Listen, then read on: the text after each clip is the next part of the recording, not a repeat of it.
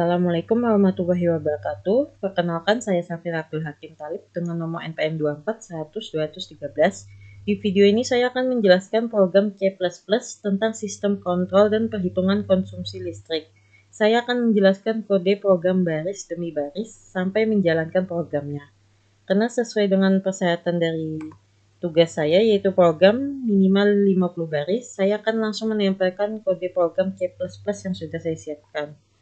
Langsung saja kita jelaskan dari baris pertama. Saya menggunakan library IOStream. Library ini berfungsi untuk menangani proses input dan output pada program C++. Tanpa library ini, program tidak bisa menggunakan perintah scin untuk input dan code untuk menampilkan output. Pada baris kedua, saya menggunakan library string.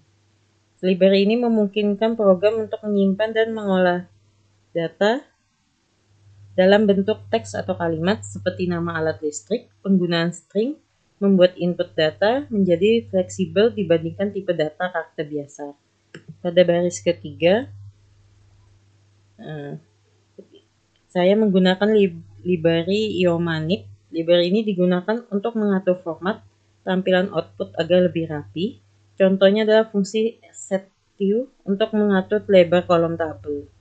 Pada baris keempat, saya menggunakan namespace std. Tujuannya agar saya tidak perlu menuliskan std setiap kali menggunakan fungsi bawaan C++ seperti code, cin, dan string.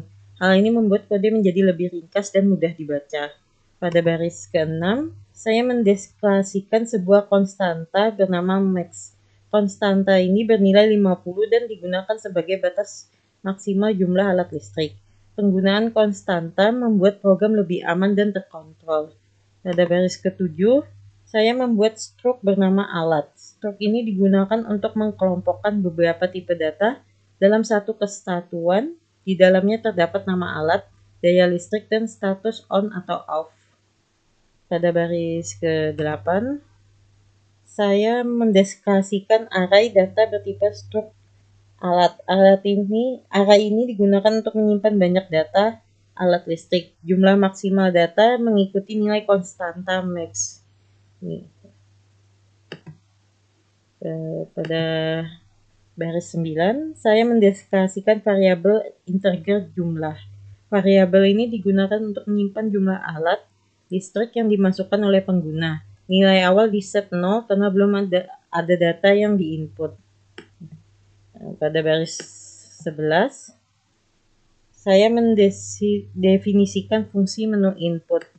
Fungsi ini berfungsi untuk menangani proses input data alat listrik. Penggunaan fungsi membuat program lebih terstruktur. Pada baris 12, program menampilkan judul menu input ke layar. Teks ini berfungsi sebagai penanda bahwa pengguna sedang berada di menu input. Karakter N digunakan untuk memberi jarak baris. Pada baris 13, program meminta pengguna memasukkan jumlah alat listrik.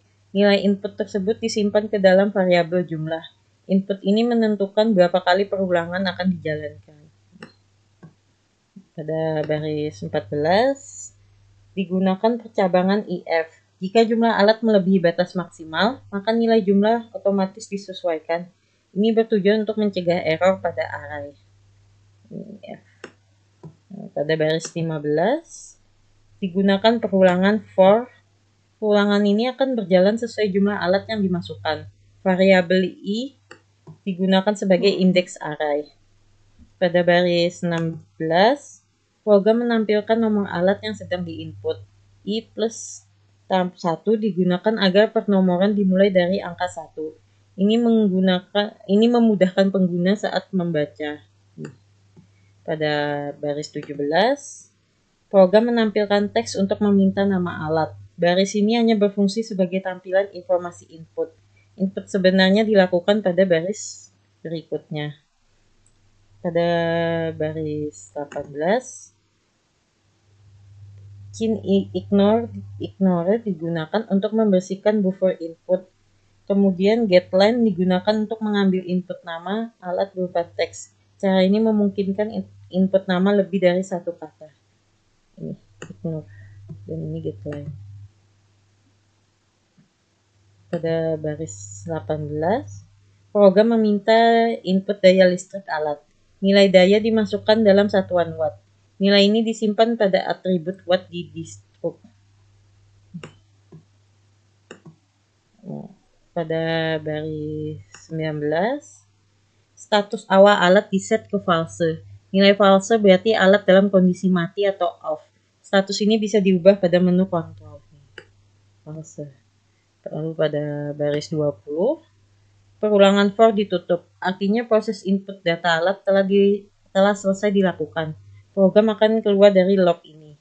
Pada baris 21, fungsi menu input ditutup. Setelah baris ini, fungsi input selesai dijalankan, program kembali ke menu utama. Pada baris 23, saya mendefinisikan fungsi menu tampil. Fungsi ini digunakan untuk menampilkan data alat listrik. Setelah itu, fungsi ini juga menghitung total konsumsi daya. Pada baris 24, variabel total dideklarasikan. Variabel ini berfungsi untuk menjumlahkan total daya listrik. Nilai awal diset 0 agar perhitungan dimulai dari 0. Pada baris 25, pada baris 25 ini hingga dari 25 hingga 25 sampai sini ya. Nah, 25 sampai 29 ini program menampilkan header tabel. Bagian ini bersih judul dan kolom seperti nomor, nama alat, daya, dan status. Tujuannya agar tampilan data menjadi rapi dan mudah dibaca. Pada baris 30, digunakan perulangan for. Perulangan ini digunakan untuk menampilkan setiap data alat. Log berjalan sebanyak jumlah alat yang ada. Pada baris 31 hingga 33, program menampilkan data alat ke layar. Data yang ditampilkan meliputi nomor, nama alat, daya, dan status. Status ditampilkan menggunakan operator ternary. Pada baris 34, digunakan percabangan if. Jika status alat menyala, maka daya listrik akan ditambahkan ke total. Ini digunakan untuk menghitung konsumsi daya aktif.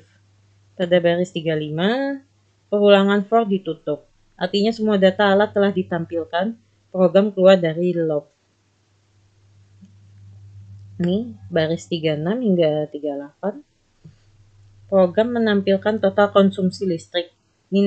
Nilai total ditampilkan dalam satuan watt. Bagian ini menunjukkan hasil perhitungan daya. Pada baris 39, fungsi menu tampil ditutup. Setelah itu, program kembali ke menu utama. Fungsi ini selesai dijalankan. Pada baris 41, saya mendefinisikan fungsi menu kontrol. Fungsi ini digunakan untuk mengontrol on dan off alat listrik. Pengguna dapat memilih alat yang ingin diubah statusnya. Pada baris 42 sampai 43, program menampilkan data alat dan meminta input nomor alat. Nomor alat digunakan sebagai acuan perubahan status. Program juga melakukan validasi input.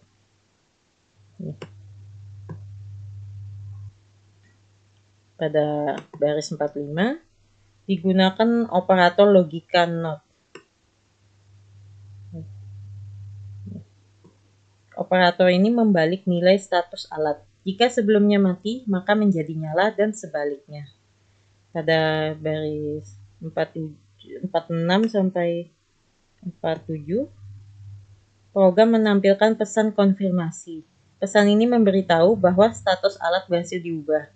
Jika input salah, program menampilkan pesan error. Pada baris 48, fungsi menu kontrol ditutup. Artinya proses kontrol alat telah selesai. Program kembali ke menu utama. Pada baris 50, fungsi utama main dimulai. Fungsi ini adalah titik awal eksekusi program C++. Semua program dijalankan dari fungsi ini. Pada baris 51, Variabel field dideklarasikan. Variabel ini digunakan untuk menyimpan pilihan menu pengguna. Nilainya ditentukan melalui input user. Pada baris 52, digunakan perulangan do while. Perulangan ini memastikan menu dijalankan minimal 1 kali. Program akan terus berjalan sampai kondisi terpenuhi. Do while. Pada baris 53 hingga 55,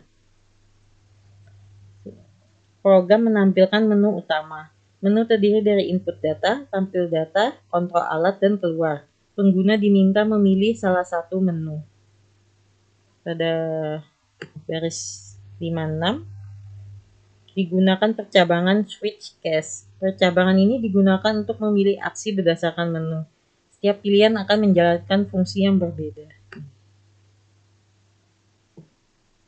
Pada baris ini 57 hingga 61 menjalankan fungsi sesuai pilihan. Menu input menjalankan menu input, tampil menjalankan menu tampil, dan kontrol menjalankan menu kontrol. Jika pilihan salah, program menampilkan pesan kesalahan. Pada baris 63, pada baris kondisi perulangan do while diperiksa. Selama pilihan bukan angka 4, program akan terus berjalan. Jika memilih 4, program akan berhenti. Pada baris 65, yaitu terakhir, diakhiri dengan return 0. Baris ini menandakan bahwa program telah selesai dijalankan tanpa error. Eksekusi program berhenti sepenuhnya. Baik, setelah itu kita akan mencoba run ya.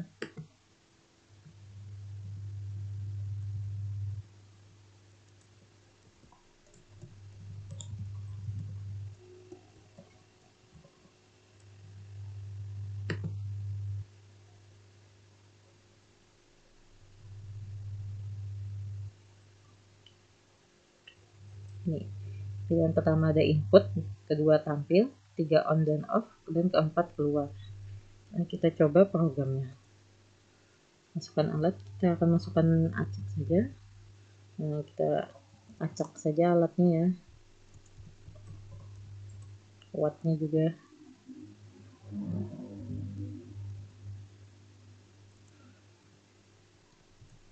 Lalu kita lihat di menu tampil ini. Sudah ada kan tambah. Statusnya ini masih mati kan, dan total konsumsinya masih 0. Kita akan coba menyalakan salah satunya. Kita akan coba nyalakan lampu ya. Status lampu diubah. Jadi kita akan coba kembali melihatnya. Nah, karena tadi lampu nyala, akhirnya di sini total konsumsi menjadi 200 watt. Jika kita ingin mencoba meng-off-kan kembali, kita tinggal pencet 2 lagi. Lalu kita akan coba pencet ini. Demikian penjelasan program C++ yang saya buat dan saya jelaskan pada video ini. Program ini dirancang untuk menerapkan materi-materi dasar pemrograman yang telah dipelajari selama perkuliahan. Terima kasih sudah meluangkan waktu untuk menyimak penjelasan saya. Maaf jika ada salah dan kata. Assalamualaikum warahmatullahi wabarakatuh.